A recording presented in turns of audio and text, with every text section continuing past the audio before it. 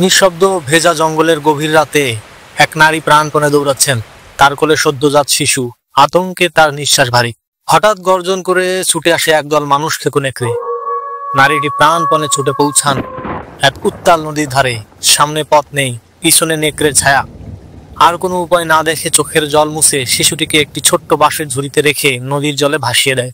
ঠিক তখনই নেকড়েরা ঝাঁপিয়ে পড়ে তার উপর। জঙ্গল কেঁপে ওঠে তার আর্তনাদে। এদিকে নদীর স্রোতে ভেসে চলে শিশুর ঝুড়ি। ধীরে ধীরে ভোরের আলো ফুটে। শিশুর মুখে পড়ে সূর্যের কোমল আলো, শান্ত ও নির্ভর।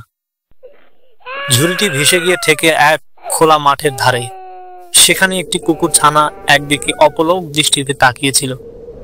হঠাৎ তার চোখে পড়ে ঝুড়িটি। দৌড়ে গিয়ে শিশুটিকে দেখে। প্রথমে চমকে যায়, এদিক ওদিক দেখতে থাকে কেউ আছে কিনা।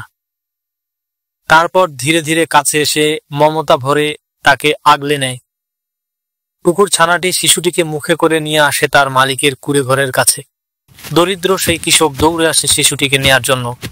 শিশুটিকে দেখে থমকে যান। কোলে তুলে নিয়ে কুকুর ছানা ও বাচ্চাটিকে মোলায়েম ভাবে আদর করতে থাকে। এত সুন্দর গল্পটির জন্য কি একটি লাইক ও সাবস্ক্রাইব হবে না?